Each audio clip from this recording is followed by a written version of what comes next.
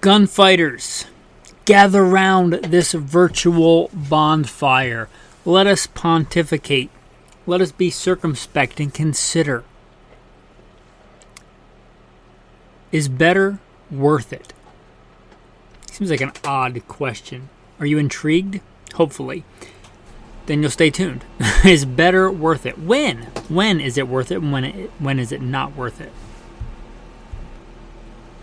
With that, I appreciate you tuning in to Gunfighter Life. If this is not your first rodeo here, reach down.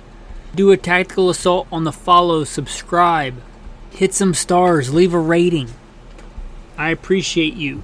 If you enjoy the podcast, hopefully you'll do that to help other men enjoy the podcast as well. One of the marks of being a good man, I think, is helping other men. And also it'll help me, which would be nice. With that, I will put in the bio, because this, all that God has blessed me to do, this podcast is about real-world first-hand experience, so I should give some bona fides for that. I'll put in the bio if you've heard it ad nausea. Skip around 2 minutes. I'll roll into a quick abbreviated bio and then into the main topic. First and foremost, I am a Christian. I don't apologize for that. God is number one in my life. I grew up hunting and fishing in the backwoods of the southeastern United States at a very early age. Some of my earliest memories are with firearms. I joined the Marine Corps at 17, did a couple of combat tours in Iraq. By God's grace, He got me through that safely. After that, I served as an instructor, an urban warfare instructor and a desert warfare instructor for the United States Marine Corps. I also served with the LAPD, both full-time as a sworn police officer and some more specialized assignments, as well as serving in the U.S. Army, full-time and part-time National Guard. I've been a FBI firearms instructor, still am an FBI firearms instructor, have been for a lot of years, also NRA certified and some other 3-letter government agency certified. I've been a private contractor for a 3-letter government agency I won't specify. I've been the commander of a tactical team in a large metropolitan area. By God's grace, He got me through all that in one piece, not because I'm better, but because He chose to have grace and mercy on me. I've been a professional hunter and guide. Professionally hunted things like buffalo and elk. Not many people today can say they've done that, but I'm blessed to be able to say that I have.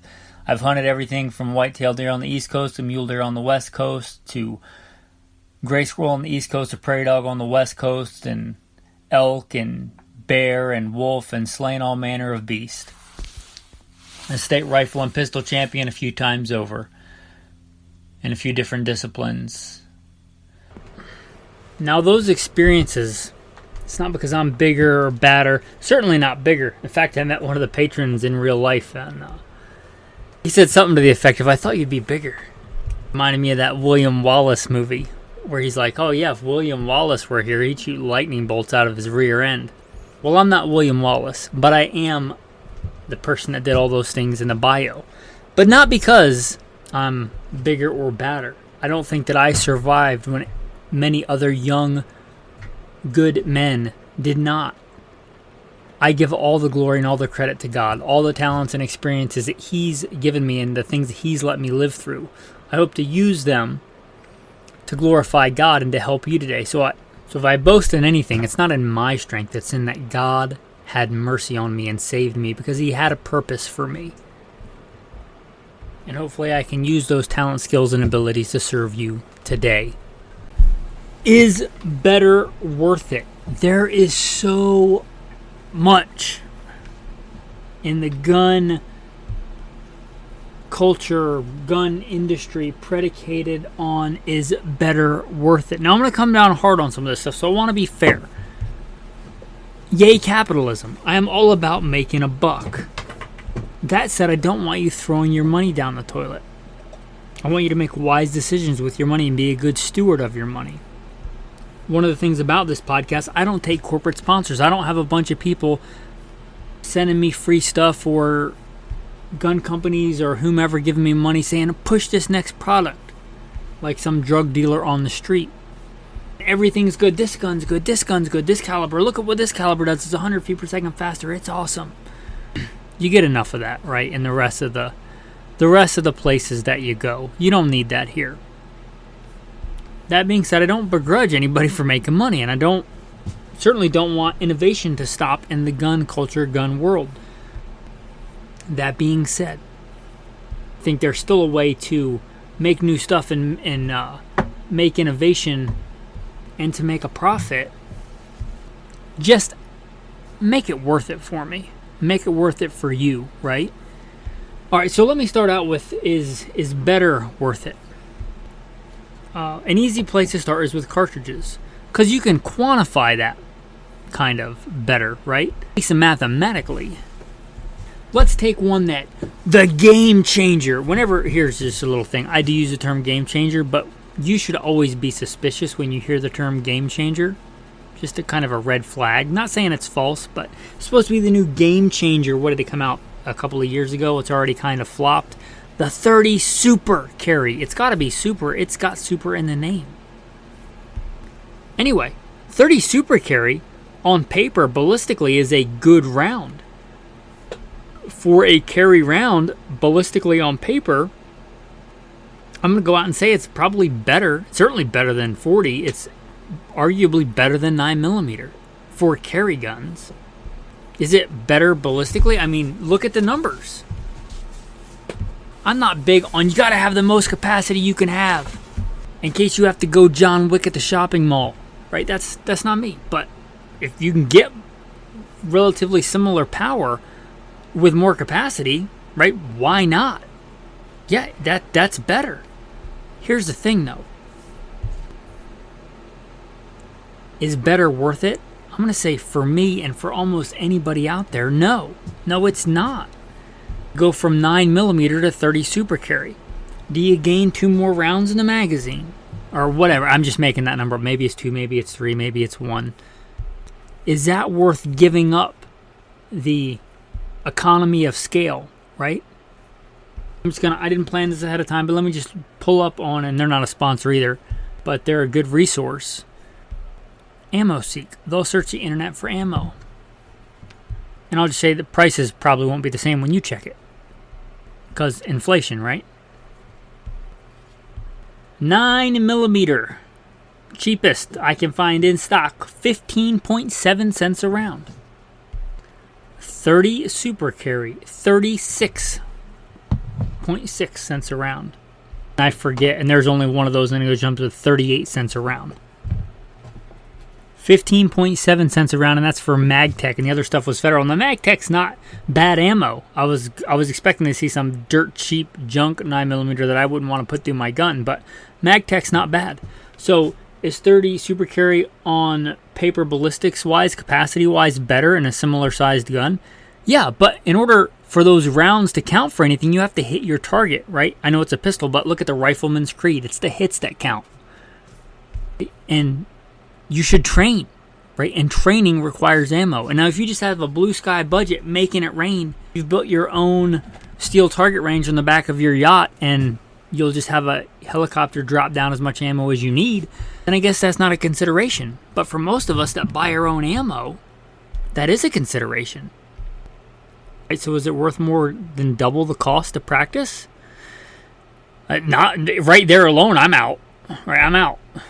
I'll forego those, let's just say for the sake of argument, 2 rounds in my magazine to be able to hit what I'm shooting at because I can afford to train twice as much. Literally, when I started shooting competition, I started with 45. I carried 45 on duty as a cop. I thought back then, 45, you got to have a 45. Well, I got into competition shooting. Realized, hey, I was a decent shooter as far as cops go, but hey, cops generally aren't that good as shooters. I had better practice. And I realized I could practice way more, even reloading with 9mm than 45. And you couldn't convince me after I actually did it and ran it on a timer and ran it on actual targets that I was better off with the 45 than a 9 because I could practice so much more with a 9. Because I could even reload so much more for it. Economy of scale is a thing. So until, let's just say that whether you like it or not, 9mm is the de facto defensive handgun cartridge of our time. And you can disagree with that. You might disagree with the fact that we drive on the right side of the road, and you could think that the British way is better, and you could drive on the left side of the road. Let me know how well that works out for you. I'm all about being not conforming to just culture and society, but economy of scale is a thing that's hard to argue with. Again, unless you have a blue sky budget. Sometimes it's good to be different if it's actually better. Sometimes it doesn't make sense to be different. Most people have 2 eyes, a nose, and a mouth. If you cut off your nose, that'd certainly be unique. I wouldn't call it a good idea. It's just to be different. I think some people, and I get it. I'm immediately like, how can I do this better than the mainstream? But here's what I'm telling you. 9mm is the de facto defensive handgun cartridge of our time. And it didn't get there by accident. It's a really good balance. Is it necessarily the best? Could even me, with my rudimentary knowledge of explosives and ballistics and feeding and guns and gunsmithing, could I design this 9mm slightly better? I think I probably could, and that's not hubris. It's just, you could probably make it basically a 9mm Ackley improved. You could do some very minor things to it, but it's good the way that it is. It got the way that it is for being a really good balance of shootability and performance and bullet weight and recoil, and it has become the de facto cartridge of our time. And until that changes, it's going to be really hard to beat that economy of scale. And again, for the round itself to be effective, you need to train with it. Nobody popped out of their mama's womb shooting 10 rings with a handgun. You got to train. And again, unless you have a blue sky budget, you got to buy the ammo. And let's say I have $100 in which to buy ammo to live fire with. I can train a lot more. Now, dry fire should be your main thing you're training with, a handgun, or pretty much any gun, I think, dry fire. But if you go to live fire, you can train more than twice as much right there. So is it better in a carry gun? Arguably, yeah. Is it worth it? No. No, it's not. Not for me. And again, unless you have a blue sky budget, or you just want the latest and greatest thing and you're not actually going to train, you just want a front, right? Because let's be honest, people are like that.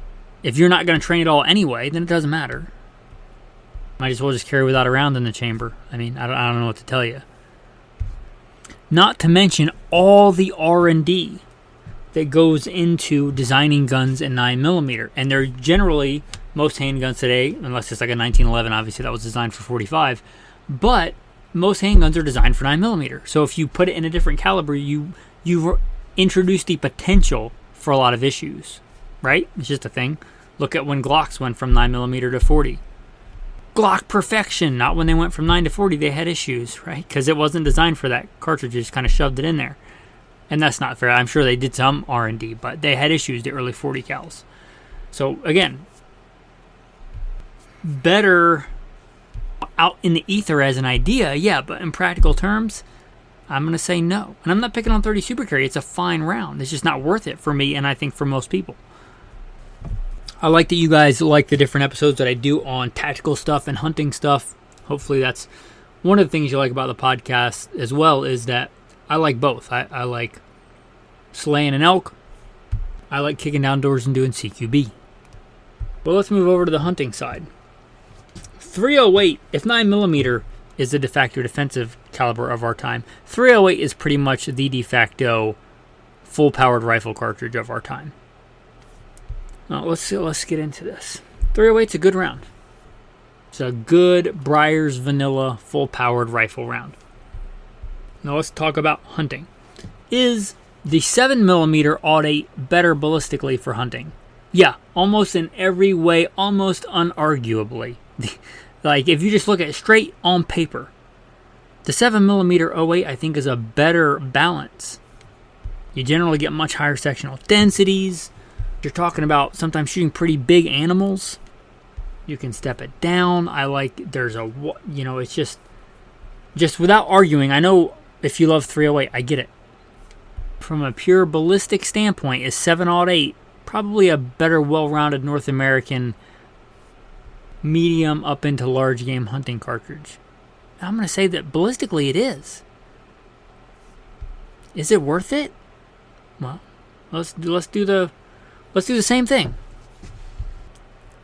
Ammo Seek, lowest price, 67.0 cents a round for 308. 7mm Alt 8, 96 cents a round. So you got the cost there. And you might, and this is a valid argument, you might say, well, I'm only going to shoot really good premium quality hunting ammo anyway. And if you look at that, it's probably a lot more fairly priced. Here's the big is it worth it for me, though. You might know I live as a neo-nomad. Now, most of you don't, so that doesn't apply to you. But again, I'm into the tactical side of shooting, and I'm into the hunting side of shooting. One of maybe my main go-to if I was picking a rifle for the peanut butter and chocolate hitting the fan is going to be my Scar 17. It's in 308. One of my main go-to hunting rifles, Ruger Gunsight Scout, again, 308. Before that, one of my go-to hunting rifles that I just sold because had some guns stolen and I'm trying to replace the core battery, Kimber Hunter in 308. So I can have a really, really good tactically capable cartridge and many guns chambered in the tactical world for that. In fact, I ran that Scar 17 when I was the commander of a tactical team to stop active shooters, like as a real-world gunfighting rifle. And I took a deer with my 308 this year. I can stockpile that ammo and have a really good spectrum of that. Not doing that really with the 708. Now, is the 708 worth it? Maybe for you, yeah. Again, I think for hunting, especially deer and down, and even deer up into elk, it's as good as 308. Deer and down, it's probably better than 308. But, I mean, you're really getting into minutia when you talk about that kind of stuff. It's not worth it for me. I just sold the one, so I own 2 308s. I own 0 7mm Alt 8s. I had one. I sold it. Now, if you reload, probably 7 Alt 8's a lot more intriguing, and it's ballistically, it's a fantastic round. You know, if you gave me a good mountain rifle in 7 Alt 8, and that's another thing if you're talking about really lightweight rifles, which I like spot and stalk hunting in the mountains. If you're talking about weight, you're going to get less perceived recoil with the 7 Alt 8 a lot of times for a similar performing round, because you can get the same kind of sectional densities without getting too nerdy and step down a little bit in bullet weight. But anyway, if you handed me a 7 Alt 8 and a lightweight handy mountain rifle, and said go hunt elk, I'd be like, yes, I will go forth and slay that beast. It's a good round. But here's the thing, show me something really practically that I can do with the 7 Alt 8 that I can't do with the 308. And again, 308 is kind of the de facto full-powered rifle cartridge of our time. So there are a lot of rounds that quote-unquote are better, but does that matter to you? Here's one. Is 6.5 Creedmoor better at distance than 308? Yeah, if for sure it's better. You can't even argue. By distance, I mean like out past 800 yards. Out past 800, there is no doubt that the 6.5 dominates over the 308. Is it better for that? Yes. Is that worth it? I don't know. Is it worth it for you? And let me ask you this question. When is the last time you shot past 800 yards? If the answer is I shoot out past 800 all the time, then 6.5 Creed or 6 Creed is definitely worth it for you. It's better, it's worth it. If your answer is I've never shot past 300, then it's not worth it for you. So the 308 is respectable with proper ammo loadings and proper barrel length out to 800. And if you're like, well, the 6 Creed or 6.5 Creed bucks the wind better. Yeah, it does, but are you decent at reading the wind? Again, have you routinely been shooting out past 300 yards with any of these cartridges? If the answer is yes, then yeah, it makes a difference. If the answer is you never have shot past 300, 500 yards and you don't normally read the wind, your ability to read the wind makes a way bigger difference. Like, can you read the wind? So, is 6.5 Creedmoor, or even more so, 6 Creedmoor, better at distance than 308? Yeah, it is. But here's the thing. Is that relevant to you? Is that germane to your shooting situation? Also, keep in mind that in the firearms world, there's so much trade-off. Like, there's no free lunch. And I think a lot of people, me especially when I was younger, You buy stuff based on what's on paper. I might coin it like the on paper fallacy without ever actually running it, like ever actually running and gunning. Like more is not always better. Like is the 40 more powerful than the 9mm? Yeah, it's more powerful. Like look at any metric on paper. Is it more powerful? Yes. Is it more effective? I'm going to say no. You get all the other detriments, not the least of which is shootability. Again, when I started doing the competition thing, and I think at the time my issued gun was a SIG 229, which is a fine gun, but in 40 Smith & Wesson, it takes a lot of the fine out. I started, actually doing time trials when I was getting fast enough to drive a gun fast. And the amount of extra rounds I could put in a given amount of time, let's just say 2 seconds, there was no way you could convince me that the 40 was more effective than the 9mm in practical terms. If you just look on paper, is it more powerful? Yeah. And if you just think more power, better.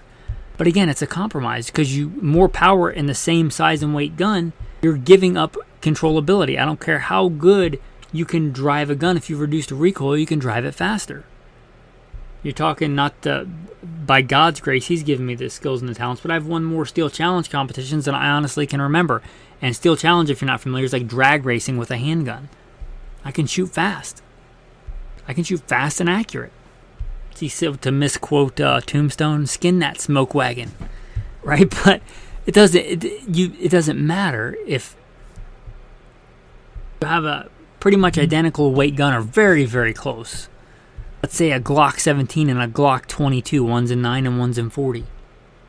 You're not going to be able to drive it as fast because you get more recoil. I don't care how good you control it. If you reduce it, you can drive it faster. So more is not always better. So I just want you to realize that. Let's go to the other end of the spectrum. Sometimes less is better for what you're doing, but is better worth it. Let's look at a pretty obscure but pretty dedicated following, the 204 Ruger. If you don't know, the 204 Ruger is basically, not exactly, there's some changes and some nuance, but consider it a 223 neck down to 20 caliber 204 Ruger. Is that a better prairie dog round? Yeah, probably. Like if you're just looking on paper, you look at the point blank range. Because a lot of times you're shooting prairie dogs, and I love hunting prairie dogs. You get a prairie dog, you're on a dog town, you get one pop up at 150. You get one to pop up at 225. One pops up at 35. It's like whack-a-mole with a rifle. It's fantastic.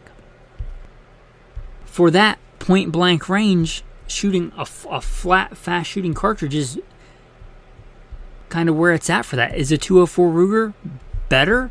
I'm going to say yeah, ballistically better. Here's the thing. When I go out to shoot prairie dogs, I like to shoot a lot of them. Make it worth my while. Right? Get a damage stamp and just slay those rodents that carry the bubonic plague as fast as I can load mags and see them and engage with them. You can shoot a lot of prairie dogs in a day if you're in the right spot. And that's good because a little prairie dog can eat a lot of ranchers, farmers' seeds that people and animals need to eat. So you've created like an artificial surplus of food, so you need to do some culling of the population of prairie dogs. I got no problem with that. It's okay. I'm okay with being an environmentalist. I know. Call me green, but I just love doing my part for the environment by slaying prairie dogs. Anyway, you can slay a lot of prairie dogs. Getting back off of that.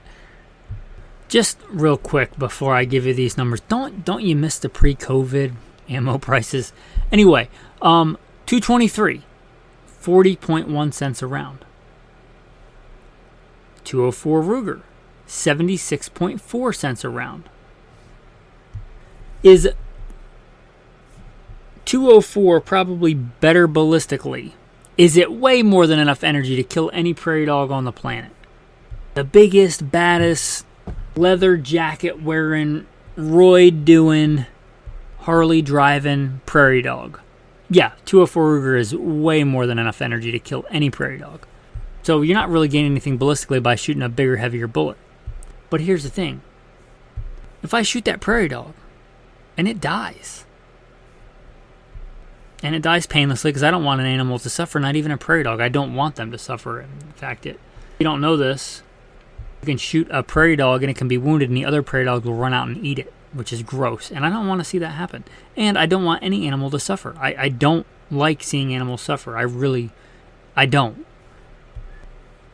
But that prairie dog's dead, right? If I get a good hit with a 204 Ruger or a 223, doesn't matter. So I can buy a lot more ammo in 223. Also, there are a lot more guns chambered in 223, right? Just, when's the last time unless you own one, like when's the last time you went to the store and like, oh, what's that bolt rifle chambered in? Oh, 204 Ruger, right? Probably not real common. It's not crazy oddball, right? It's not like 8mm Remington Magnum, but it's not common. So you lose out there on the commonality of being able to get a good affordable gun. So is it a better prairie dog cartridge? I'm going to go out and say, yeah, 204 Ruger is probably a better prairie dog, rock chuck, wood chuck cartridge. Is it worth it? Not for me. Now, if you reload and you already have a really good gun chambered in 204 Ruger, absolutely it might be worth it for you, because if you're reloading, right, a lot of that cost differential goes out the window. Some, and I'll probably do a whole, it's on my list of stuff to do, so God willing, I'll remember and actually do it one day. Is it worth it to reload? If you're shooting 9mm from a cost perspective, if you factor in paying yourself like minimum wage, probably not. If you're shooting like 357 Magnum, I mean, it's a lot cheaper to reload 357 Magnum. Getting to the 204 Ruger, way cheaper, to reload 204 Ruger than to buy it off the shelf. 223, it's arguable. Not to mention, if you don't reload and you want to go out and shoot prairie dogs, it's a lot more likely you're going to find a common off-the-shelf, what I will call, let's say, big box store load of 223 that's going to shoot really good factory load out of your gun. So unless you live and breathe and like, that just prairie dog is just your main bread and butter, it's your thing. 204 Ruger might not be worth it for you, because it might be better just to go to the box store if you're planning on going prairie dog hunting in March when the sun starts coming out and it gets warmed up and the little critters start coming out. Just be able to go to the store and buy a bulk pack of 223 ammo. Is it better? Yes. Is it worth it? I'm going to say for most people, probably not. Again, maybe if you're just dedicated and you just want to see how far you can hit a prairie dog. Yeah, for that dedicated core, for sure. But for most people that want to go hunt prairie dogs, I'm going to say you're probably better off with a 223. So 204 better. Yeah. Is it worth it? Again, for the majority, I'm going to say probably not. Now here's one that might ruffle some feathers in both directions. So let's get on with it. 9mm is the de facto defensive handgun caliber of our time. Like it or not, it's hard to argue with that. The AR-15 is the de facto fighting carbine in America of our time. Period. End of sentence. Okay, is it the best model of fighting rifle? No, I'm going to say it's not. And this is somebody that's done, you heard the bio, I've done so much training with an AR. I have a plethora, a cornucopia, a menagerie of different training and tactics, and who knows how many rounds. I've got combat tours, qualified expert in the Marine Corps, the AR-15, M16, M4, if that family of rifles, however you want to quantify that, right? And I'm going to straight up tell you, I think almost unarguably there are better fighting rifles. Even in 5.56 223, there are better rifles. In almost any measurable aspect, there are better designs. As much as you might think of an AR as a new space-age tactical rifle, that girl's over 60 years old, right? Think about the tech in the 1950s when that gun was developed, 50s, early 60s adopted. Think of what a 1950s car is like compared to today's car. They're beautiful, but probably not your daily driver. As much as I like old vehicles, power steering is nice. Anyway, the AR-15 is 60-something years old, 70-something years old, depending on how you want to mark when it started. Was it adopted in 65, 67? I'm not a historian, forgive me. 1962. There are pre-64 Winchester Model 70s that are newer than some M16s. Does that blow your mind? Anyway, are there better designs in a fighting rifle? I'm going to say yeah. I've never been a fan of the direct impingement system. I was a pretty legit shooter. When I joined the Marine Corps at 17, I had already been a gold medalist in rifle shooting. I remember the first time I shot one of these type of rifles, I was like, well, that's weird, because I grew up hunting and shooting, and I was just like, that's just odd. But it certainly is a good, or you can't argue with it. Again, we've had it since 62, and we haven't spewed it out of our mouth yet. And here's the thing, are there better designs on paper? I think yes. But look at the amount of R&D and money that's been thrown at the M16, M4, AR-15. Look at decades and decades and decades of research and development. Little small modifications that make it a really good, reliable rifle nowadays. Oh, we'll put the M4 feed ramps in. We know that when we go to this profile barrel, we have to change the buffer weight to this. Right, the buffer that's in an M16 rifle is not the buffer that's in an M4. We know all that from all that R&D. We know the buffer weights. We know the M4 feed ramps are an improvement. We know, the Magpul magazines did a lot to make that platform reliable. We have all that R&D. You're really trying to roll a tractor tire uphill, trying to beat the AR-15 for the standard today. Not only that, but it's pretty much open source at this point, right? Look at how many companies make AR-15s. So many. And that's why you can make such affordable but still really good AR-15s. There are a lot of affordable, good AR-15s. Can you get a better fighting rifle? I'm going to go out and say, yes, you can. But that's not the only part of the equation. It's not even the most important part of the equation. The most important part of the equation is you. You have to be good with the rifle. And again, unless you just have a blue sky budget, and hats off to you if you are, again, I got nothing against you having money. If you're on that proverbial yacht and they're just gonna, I guess they could fly a gun store owner with a 4473 out and do the transaction on your yacht. But here's the deal. Are there rifles, better fighting rifles in 2024 than the AR-15 pattern? I'm going to say yes, there are. But to get something even as good as a mid-tier AR, you're going to spend way more money because economy of scale. And again, you got to train with it. In order for that rifle could be the best rifle in the world. If you haven't zeroed it, if you can't hit stuff with it, if you haven't trained with it, if you can't reload it with your eyes closed in the dark, right? That's way more important than on paper it's a little bit better. I'm going to go out and say I think the SCAR is a better platform than the AR-15. But to get a SCAR, you're looking at what, maybe $3,000, 20. Anyway, it's a lot, right? You can get a good AR for a third of that. And let's say your budget is $3,000. Well, the AR-15 is the standard. Is the SCAR a better rifle? I'm going to say yes, it is. If you've got $3,000, you're better off, the majority of people, with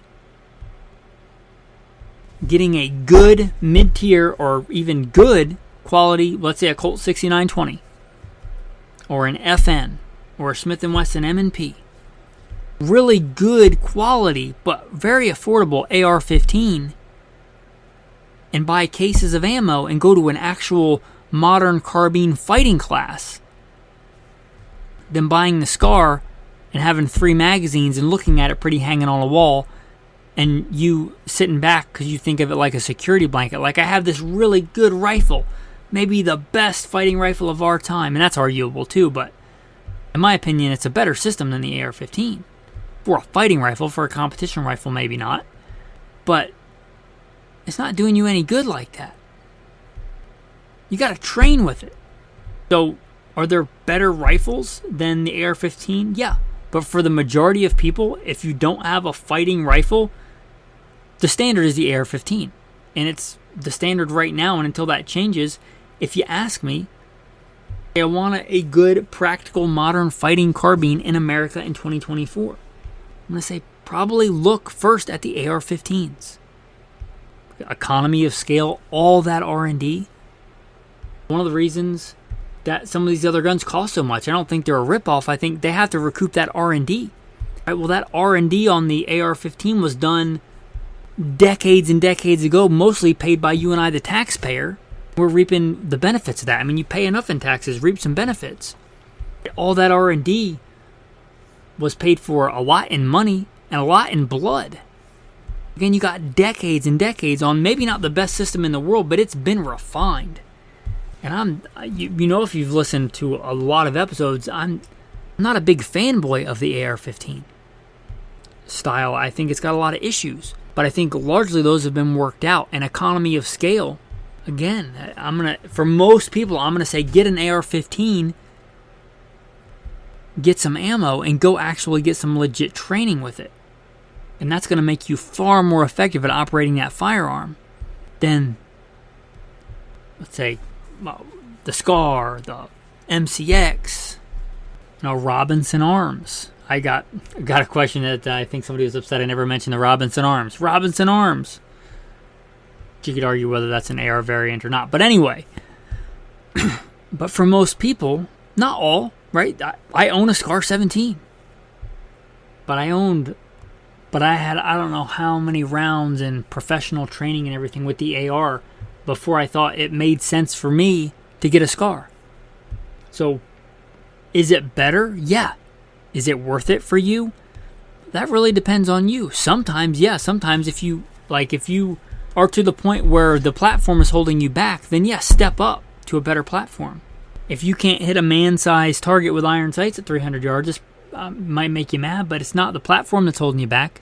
It's your lack of training with it. So get the affordable gun with the ammo and go pay for some training, or actually go train yourself if that's what you got to do, and get good. You're going to be way more effective that way than spending your whole budget on a quote-unquote better rifle that you don't run. So, and again, maybe you have a blue sky budget. If you have a blue sky budget, there's really no other. Well, there's some other downsides. They're not nearly as, again, it's the AR-15 is a standard, so there's going to be a lot more accessories for a lot of the AR-15 stuff. You could argue, you need less because it's better to begin with, and I'd say that's a valid argument. So again, if you got a blue sky budget, then again, sometimes it is a better answer. You also run into other issues like compatibility of parts and this thing and that thing. But is it better? Are there better options than the AR-15 in 2024? Yeah. Is it worth it? That depends on you. I'm going to say, there are a lot of things that are better. But again, better is not always worth it. So it's sometimes worth it. And you have to answer that for you. But what I want you to do is answer it soberly, like a mature man, a responsible, mature man, and not because of marketing hype. Anyway, maybe not the most popular episode that I've ever done. When I do like top whatever rifles, they'll probably do better, but that's okay. I think it's important. That's why I'm doing it, right? I'm doing the podcast mostly to help you guys. I do this to serve, right? It is a labor of love, right? I'm doing this to help. And if this helps you, I think it's an important message, and I think hopefully it sinks in. And again, I don't know you. I don't know your circumstances. Any of these options could be the right choice for any of you listeners. But again, I just want you to think soberly about these things. Anyway, if you appreciate this kind of content, not just another somebody bought and paid for telling you to go buy the next latest and greatest thing, if you appreciate the honest opinion, hopefully you'll consider supporting the show. Ask yourself the same question. Is it worth it for you? Do the math on it, right? How many episodes do you listen a month? Let's say you listen to 5 episodes a week for a short month, 20 episodes, easy, just not exactly, but easy round math. The lowest tier on Patreon is $5 a month. If you get 25 cents out of this episode or cumulatively, right? Is it worth it to you? And you might think, well, I can get it for free. Why would I pay for something I can get for free? And I would say, you know what? If you're that kind of person, you're right. I don't really want you as a patron, because I give the patrons a lot more and I pour out a lot more to the patron. So I probably don't want you as a patron. But if you're the kind of person that thinks, yeah, I appreciate the content and this episode is worth 25 cents and I probably get that amount of value out of this show, then I hope you consider becoming a patron. Click on the show notes. There should be a link to Patreon. I do not have a yacht, but I would like to buy food and ammo. Anyway, consider becoming a patron. I would appreciate it. With that, your tactical tip of the day. I just did a whole episode. I recorded it. I don't know if it'll come out before or after this episode, but on Mountain Man Rendezvous. I don't normally mention the bio because it's not really germane, right? But I used to go to the Mountain Man Rendezvous stuff, hatchet throwing, old black powder shooting competitions. Anyway, if you want to get in touch with a more primitive kind of survival and shooting and heritage history type stuff, and I really enjoyed it, you might look up a Mountain Man Rendezvous. You might glean a lot from it, a lot of skills, and again, I did a whole show on that. But if you're looking for something to do, if you're into history, you're into the older style of guns, or you want some of the adjacent survival-y type stuff, working with a tomahawk, building a fire from primitive means, primitive shelter, stuff like that. Check out a Mountain Man Rendezvous. They're also really fun. Put down the cell phone, get out of the cube, and just go be outside and be a man. Anyway, that's your tactical tip of the day, Mountain Man Rendezvous. They are a thing, and they are a lot of fun. If you didn't know they were a thing, check them out. The tactical verse of the day. Oh, it's a good one. And of course, there's no bad scripture, right? It's all the word of God. But I read this earlier and it just hit me. And I thought, might as well hit you guys with it, right?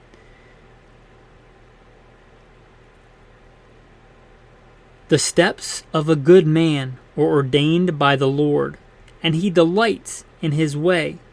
Though he fall, he shall not be utterly cast down, for the Lord upholds him with his hand. It's not about how good you are. It's not about how strong you are. It's not about you. It's about him. Like all you heard the bio. It's God got me through that. God is my refuge and strength, my fortress, my high tower. Romans 10. Whoever believeth on him shall not be ashamed. Everyone who believes in him will not be put to shame. Do you believe not just that there is a God? Do you believe in the one and only God that made the heavens and the earth? The heavens declare the glory of God, and the firmament shows us his handiwork. Do you believe the God that stretched out the stars that you see? Every mountain, every grain of sand, he made that. And he made you in his own image. I'm talking about that God. The God of the Bible. The God where Jesus says he knows every hair on your head. That he loves you so much that he became a man and died for you. Do you believe in that God? That's a mighty powerful thing. I'll close with the verse we started in. The steps of a good man are ordained by the Lord, and he delights in his way. Though he fall, he shall not be utterly cast down, for the Lord upholds him with his hand.